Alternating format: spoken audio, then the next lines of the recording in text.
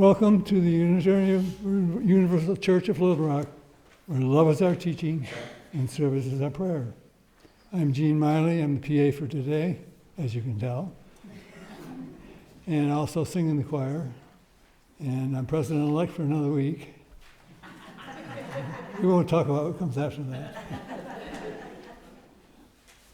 If you're a newcomer, we're glad you've chosen to worship with us on this Father's Day, one of the days when we recognize one of the two most important people in our lives. While you're here, please stop by the guest table, fill out a guest card, and pick up information about our church. Now I invite our illuminator, Clyde Bailey, to come forward and light the chalice and lead us in our affirmation of faith, which is printed in your morning bulletin.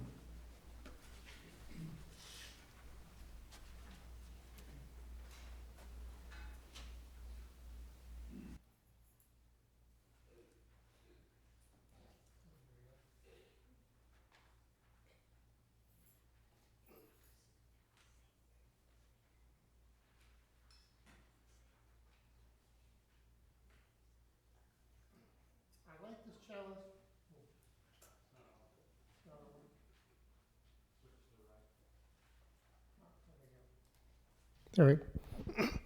I light this chalice with these words. Open our eyes to see what is beautiful.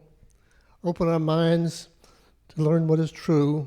Open our hearts to love one another. Please join me in the affirmation of covenant in your order of service. Saying, love is the doctrine of this church. The quest for truth is its sacrament, and service is its prayer. To dwell together in peace, to seek knowledge and freedom, to serve humankind in fellowship, to the end that all souls shall grow into harmony with the divine. Thus do we covenant with each other. I remember many years ago as a member of the Sacramento Choral Society rehearsing and performing Edward Elgar's The Dream of Gerontius, a masterpiece for chorus and orchestra. It is a setting of a poem by John Henry Newman, the Cardinal Newman after whom Catholic student centers at secular universities are named. Elgar's music is engaging and dramatic. The choral parts are unusual and challenging. And if you don't know the piece, don't miss a chance to hear it live, if possible. Newman's poem was inspired by spiritual teachings of Catherine of Genoa.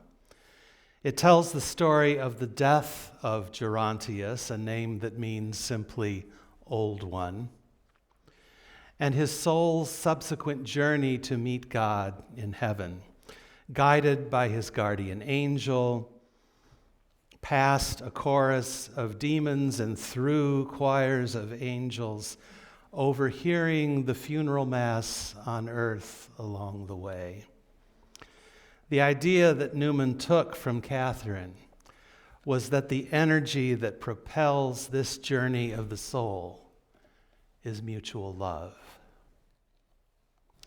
Newman was one of many in later generations who were inspired by Catherine's idea that purgatory is an inward experience of God's love rather than some external torture, as was commonly taught in her day. Another such was Sophia Ripley, co-founder with her husband, the Unitarian Reverend George Ripley, of the Brook Farm Utopian Experiment in West Roxbury, Massachusetts, back in 1840. They had hoped to make social relations rewarding, both work and leisure joyous, and the individual and society harmonious, and to refine life and exalt its meaning. At first, she wrote to a friend, "Our farm is a sweet spot, and in this tranquil retreat I have found that entire separation from worldly care and rest to the spirit which I knew was waiting for me somewhere." Brook Farm grew from an original 20 residents to a peak of 120. earning most of its income from its operations from a school that had opened across the street. Sophia Ripley was an experienced teacher and noted progressive educator. But as the experiment unfolded, the community they built continually debated their transcendentalist notions of social reform. And after a devastating fire in 1846, Brook Farm was forced into bankruptcy. At that point, the Unitarian minister's wife converted to Catholicism, keeping her conversion secret for a year while her husband worked through the bankruptcy. Inspired by Catherine of Genoa's life story, she translated it into English to make it more accessible to others. She died in New York City in 1861. Her translation of the life of Catherine was published posthumously in 1896. No doubt her upper-class status in Boston had allowed her to have an education that nurtured her intellectual and spiritual life and to pay that forward to others. Her good friend Margaret Fuller also provided a circle that helped her flourish and an outlet for her writing, the Dial magazine. But her experience at Brook Farm affected her profoundly. I imagine that the women who came there expecting liberation instead encountered a greater and more complex burden of cooperative living that the menfolk expected them to handle for them. The calamity of the fire must have been the last straw. Afterward, her relationship with her husband George became strained. Catherine's teachings consoled her. As her friend Margaret Fuller said, "If men are deaf, the angels hear." Catherine of Genoa lived in a world where caste and rigid hierarchies reigned. The words former President Obama used last Thursday to describe the era before 1776 describe Catherine's world aptly. A world where the strong dominated the weak, where power and wealth and status flowed through lineage, and the many were ruled by the few. She was born into an elite family with power and wealth and status that had contended for centuries with other wealthy, powerful families to dominate Genoa. At the age of 15, in a ceremony officiated by her uncle, the bishop, she was married off to a son of one of those rival families, a pawn in some now forgotten political calculation. She endured a decade of neglect, loneliness, and depression before her husband declared bankruptcy, having gambled away inherited wealth built over 3 generations. An event that caused both of them to feel deeply humiliated. Around that time, she learned that her husband had had a mistress who had borne him a daughter. Also around that time, Catherine had a powerful spiritual experience, an overwhelming sense that God loved her despite everything she had suffered, humiliation, betrayal, and despite everything she considered a fault or failing in herself. This happened during her Lenten confession. The tradition is if you don't have words to offer for your confession, you can just ask for a blessing. That's what she did. And then, with the ritual blessing, came this unexpected feeling, which she took to be an additional divine blessing. She nearly collapsed in that moment, and afterward went home and stayed there for several days to contemplate it. During that time, she had a vision of Jesus carrying his cross, an obvious metaphor for the humiliation and betrayal she bore. The last stage of love is that which comes about and does its work without our doing, she wrote. She didn't do her Lenten confession. She just showed up and asked for a blessing. And wow, did she get one. She wrote, if we were to be aware of the many hidden flaws in us, we would despair. This she knew from experience. Her response to that experience and to the crisis of the bankruptcy for that time was absolutely countercultural. She forgave her husband, made provision for his mistress and daughter, and together she and her husband dedicated the rest of their lives to tending the sick at the Panettone Hospital, home of the University of Genoa's medical school. Catherine later became the hospital's director. Part of that decision was that the hospital could house them, but it is also clear that their marriage became a real partnership in service.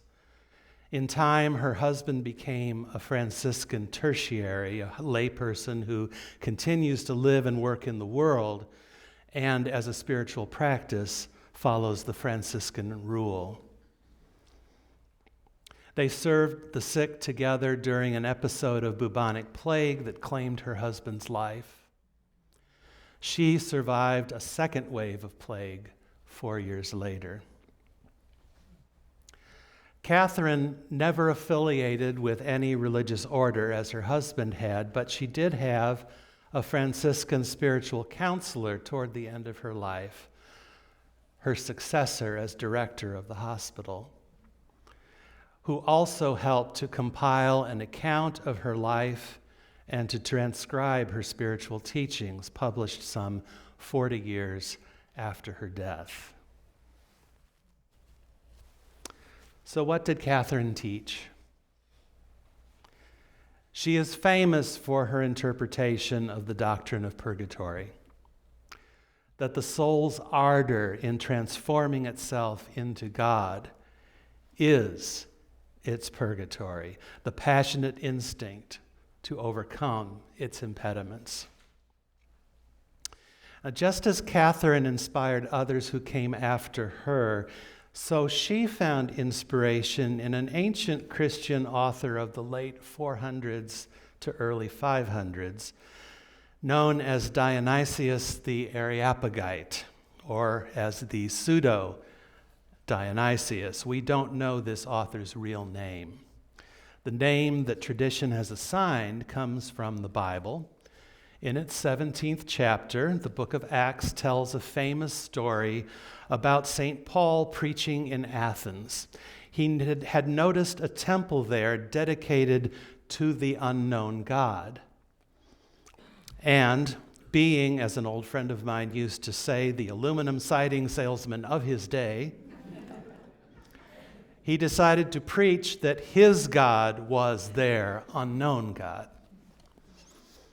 The place where he preached this, adjacent to the Acropolis, is called the Areopagus. The second part of that name, Pagos, means hill or big rock. If you have ever wondered if there might be a classical allusion in the name Little Rock, there isn't. But you could make one up. Areopagus means the hill of Ares, the place in myth where the first murder trial was held among the gods. Ares, the god of war, had killed the sea god Poseidon's son for some bad behavior. Of course, Ares was acquitted. But the Areopagus became the site of Athens' Supreme Court, and the modern name of the Greek court still derives from that myth. Well, after St. Paul preached there, 2 or 3 people who had listened followed him and traveled with him when he left Athens. one of them being this otherwise unknown Dionysius the Areopagite. The 6th century author we call by that name wrote about mystical theology and the hierarchies of angels. What Catherine picked up from that author was the idea that the love of God is the golden thread that unites the human heart with God. If that is so, she reasoned, then purgatory cannot be what they said it was. Now, I pass from one detour to another. From how the pseudo-Dionysius inspired Catherine to the philosophy that inspired the idea that inspired her. That the love of God is the golden thread that unites the human heart with God. In ancient times, from the time when that myth about Ares was invented on to the time of St. Paul, sometime before the year 70 CE, to the time of the pseudo-Dionysius in the early 6th century, philosophers talked about the world in one of 3 ways. People who thought like Aristotle talked about a purely material world. People who thought like Plato talked about the material world taking shape according to immaterial, pre-existing forms, somehow translated into material existence. And then there was another notion that somehow immaterial things had a way of penetrating material things, whether as light or as energy or as spirit or as something else, and of dwelling within them. This third idea informed the pseudo-Dionysius' scheme of angelic or celestial hierarchies and his golden thread metaphor for the love of God. Now, after 2 detours, an aside. If you are a fan, as I am, of John Mortimer's stories about Horace Rumpole, a barrister at the Old Bailey Criminal Court in London who never prosecutes, only defends, then you know about his famous speech to every jury, in which he says that the presumption of innocence is the golden thread that runs through the whole of the common law, that no one will be convicted if there is a reasonable doubt as to their guilt. Was John Mortimer aware of the pseudo-Dionysius' description of the love of God as the golden thread that unites the human heart with God? Did he mean to draw an analogy between the presumption of innocence and the love of God? If he had, it would have been sound universalist theology. Last Sunday, our guest speaker, Courtney Bradford, witnessed to the truth that social change is brought about not by heroes, but by ordinary people living their lives. I think that applies to Sophia Ripley and to Catherine of Genoa, with a twist. In their cases, bankruptcy overturned the lives they were trying to live and set them in new circumstances they had not planned or expected.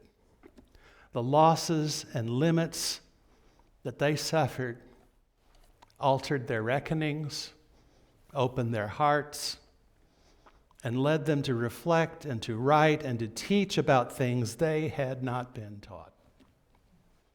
And that ordinary human response to the unfamiliar and unknown, to encounters with self and others, worked over the long arc of history toward social change. Catherine's Pamatome Hospital continued to minister to the sick until it was destroyed during the Second World War. Her spiritual teachings continue still to inspire people to put love at the center of their lives and spiritual practice.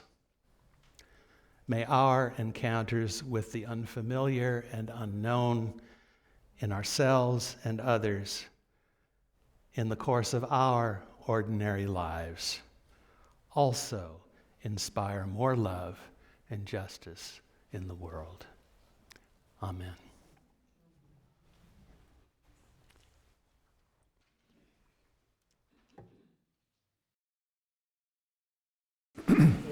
I now invite Clyde to come forward and extinguish our chalice.